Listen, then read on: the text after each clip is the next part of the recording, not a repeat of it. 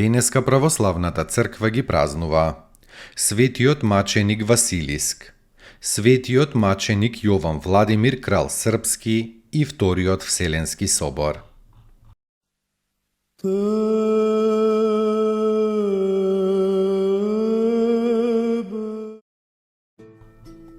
Светиот маченик Василиск роднина бил на светиот Теодор Тирон, бил мачен заедно со Евтропи и Клеоник. Кога овие последниве двајца биле распнати и издивнале на 3 март, Василиск бил вратен повторно во темницата.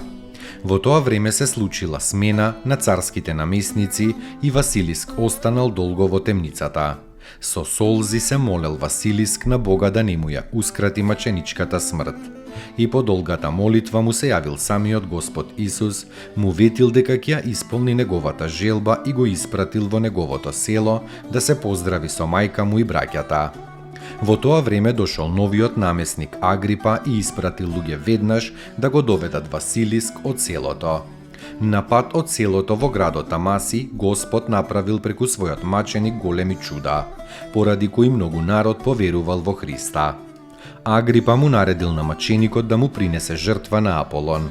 Аполон значи губитник, рекол Василиск, и со усердна молитва го сронал идолот во прав и со небесен оган го изгорел храмот. Исплашениот Агрипа го припишувал сето тоа на магии и наредил па на Василиск со меч му ја пресекле главата.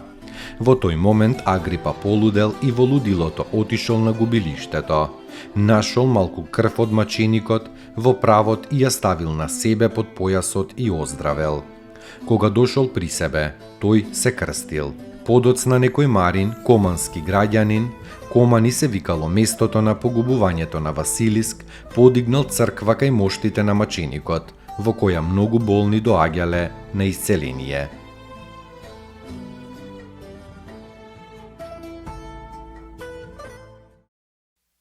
Спаси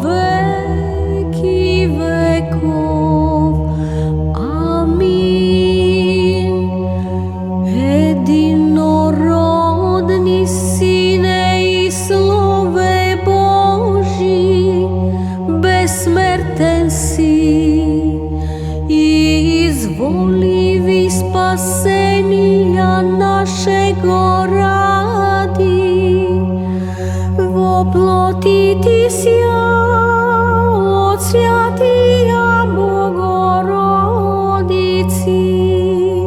и присно Деви Марии, непреложно во человечи висја, распнисјаже Христе Боже, смертију смрт поправи,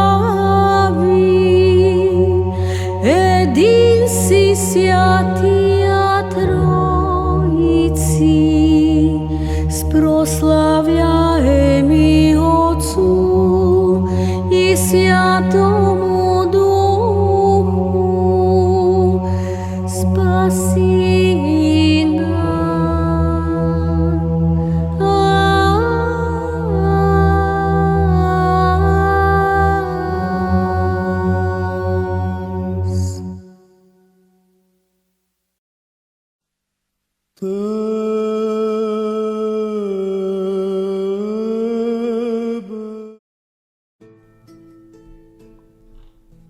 Светиот маченик Јован Владимир Крал Српски потекнува од кнежевскиот род од Захум. Дедо му се викал Хвалимир, а татко му Петрислав.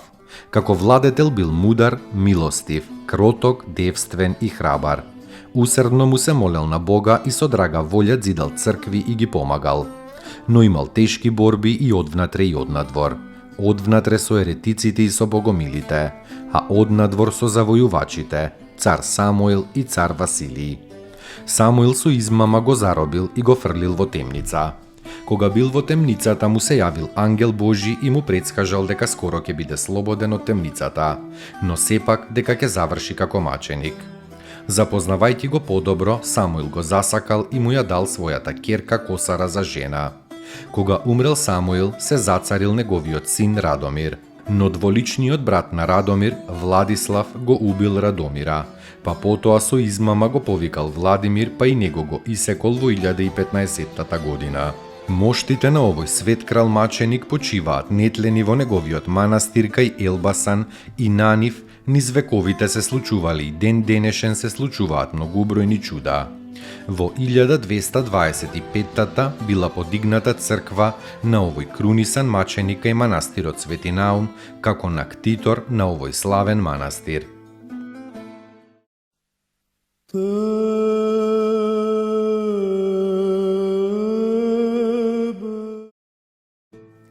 Вториот Вселенски собор. Во времето на царот Теодоси Велики, овој собор бил свикан во 381 година во Цариград, да го утврди православното учење за Светиот Дух, за кого криво учел тогашниот патриарх Цариградски Македонии.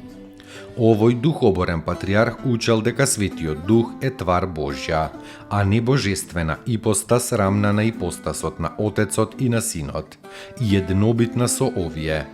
Македони бил осуден од соборот и никејскиот символ на верата бил уште дополнет со учењето за Светиот Дух.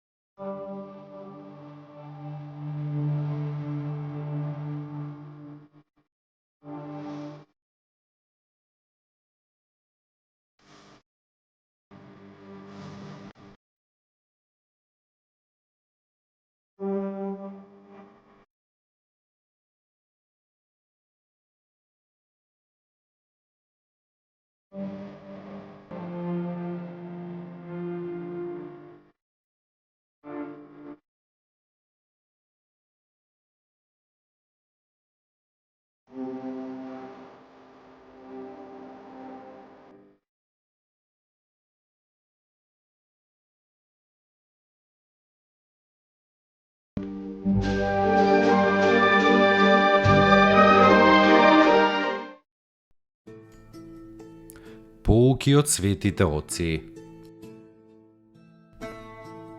Кога со болка слушаш за тугите страдања, тоа е љубов. Дури и само еден единствен сострадален поглед и еден сочувствителен збор упатен кон оној што е во неволја. И тоа е љубов. Кога со него ќе ја споделиш жалоста и ќе му подадеш малку спокојство во тешките мигови, и тоа е љубов. Љубов е кога го понесуваш тешкиот збор што ќе ти го речат.